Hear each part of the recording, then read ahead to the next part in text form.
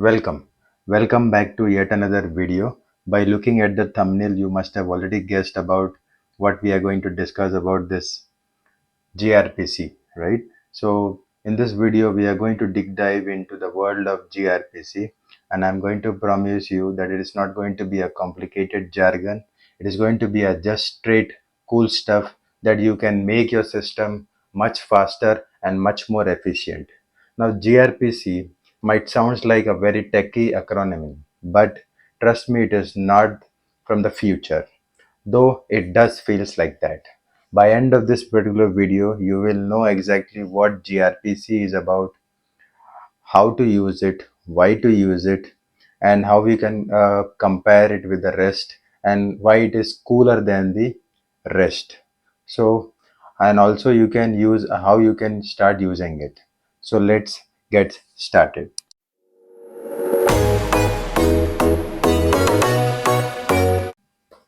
So in this agenda, like what we are going to discuss in this video, you will be looking at it. So we are going to take a look at the introduction of gRPC. What is gRPC? What are the problems with the monolith architecture? How we are going to transition to microservices and the rest. gRPC versus the rest. We will have a high level comparison. And also what are the communication patterns which are used with the respect to the gRPC. And also at the end, we'll look at the summary of gRPC versus the rest. So what is gRPC? It stands for a Google Remote Procedure Call. So it is going to be a super fast communication system that is developed by a Google. So is going to help your application, which is going to talk efficiently, and it is also, even if like you're using a different languages, right? So that is what exactly the gRPC is about. It is exactly designed for the speed, a low data usage, and also the real-time communication. So it is going to be a perfect for the microservices communication, and where are you using the cloud apps and the backend services. The above definition is not very much clear. In the further video, you will get to know what exactly it is about. So don't worry about it. Now, with the monolith architecture, we'll look at it about, like, what is the problem, right? So before the gRPC, let us understand what is the problem, right? So imagine you have a banking application which is using the monolithic approach. Now all the logics like account management, transaction management, the authentication is going to fall into a single application that is going to be deployed on the server. Now there is an advantage that there will be no multiple network calls, but there are also a drawback, which is going to be like tight coupling, right? So it is going to be tightly coupled. There is a single point of failure, right? So if there is application, there is a failure, there is a single point of failure, and there also going to be a deployment bottleneck. So all this will serve as a problem to it and the drawback, right? So this has to be changes required. We have to do deploying everything. So that's the problem. Now we'll look into the transition to the microservices and the rest. So basically, we'll try to to overcome this particular problem. What we have seen, right? We have later moved to the microservices, right? So we each function is going to work as a different microservices, right? So the account management is going to communicate with the transaction management process, and is going to communicate with the user authentication services, right? So the service is communicating using the HTTP REST calls. Now this is one of the improved version of the scalability and modularity, right? That is the way how the REST API is going to be work when we are communicating with the systems. However, for this particular system, there is also a drawback, which is going to be the increased network latency. Now, there may be many transactions, the microservice is going to communicate. There is a serialization happening, there is a deserialization happening, which can ultimately slow the system, right? And which is ultimately going to make a system down, right? So it is going to impact your performance. Now, how do we optimize this?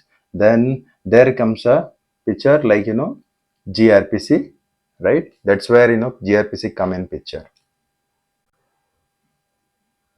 So let's compare the REST and the gRPC. So we will, use the account management services and the transaction management services as an example. Okay. So where each request is going to be communicated to the transactions, right? So on the left side, you will see there is a REST challenges, and what we will discuss on the right side, what are the, how we can address those in the gRPC. Okay. So the very first thing what we'll discuss about this is the network latency. So REST API is going to struggle with this, because especially when you're in the microservices, REST uses the HTTP1, where each request is going to open the new connection and it is going to add an overhead for it. But when you compare it to the gRPC, it is going to use it with the HTTP2, which is going to allow multiple, multiplexing. It is going to handle the multiple parallel requests on a single connection. So that is going to reduce your latency. Data processing, right? So the rest is using the text-based JSON, so which is going to be a human readable, but it is going to be huge and bulky. So serialization, the deserialization is going to consume lot of CPU and the memory. But when it comes to gRPC, it is going to use the proto buffer. So it is also called as a protocol buffer. So it's one of the binary format which is in the compressed data format. So this is going to make your deserialization, the deserialization much more efficient and much more faster.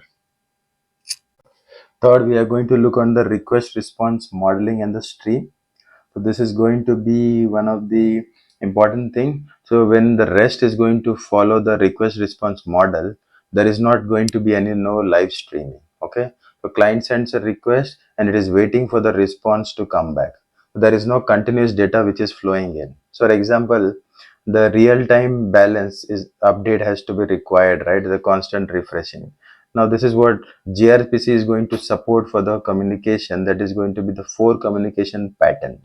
One is going to be the urinary, second is going to be the server streaming, third it is going to be the client streaming, and fourth it is going to be the bidirectional streaming. So this is how it is going to solve your problem of this network latency, data processing overheading, and the request response modeling string, whichever we have discussed earlier.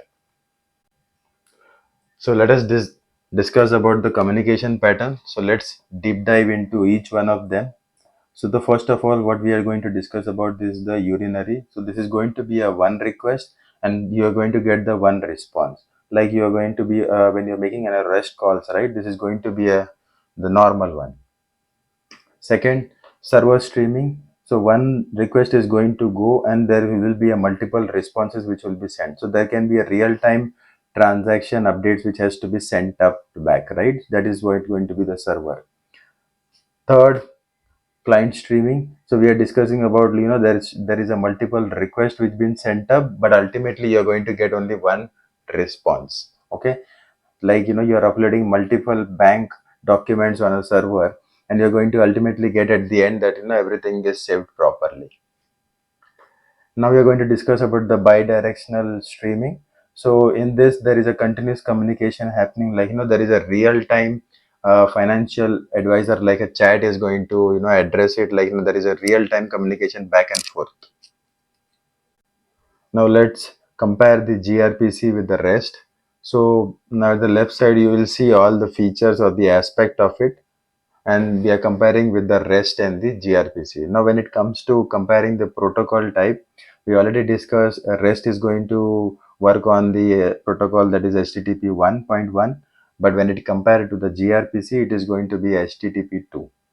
Now the formats used is like, when it compared to the JSON, it is going to be REST. For the when compared to the REST, right, it is going to be the JSON, and it is quite slow, right?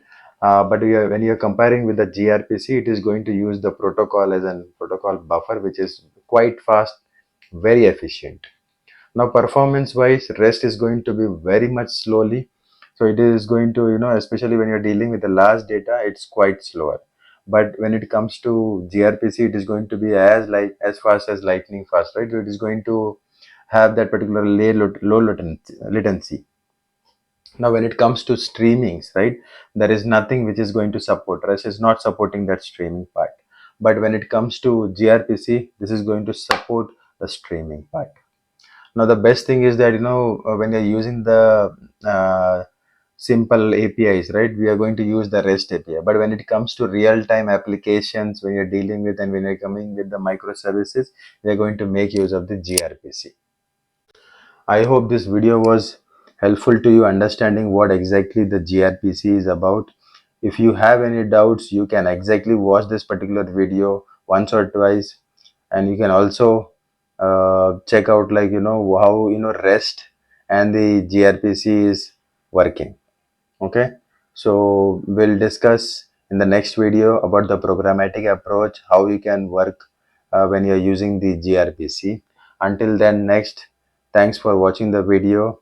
If you like this particular video, please don't forget to like, subscribe, and hit the bell icon.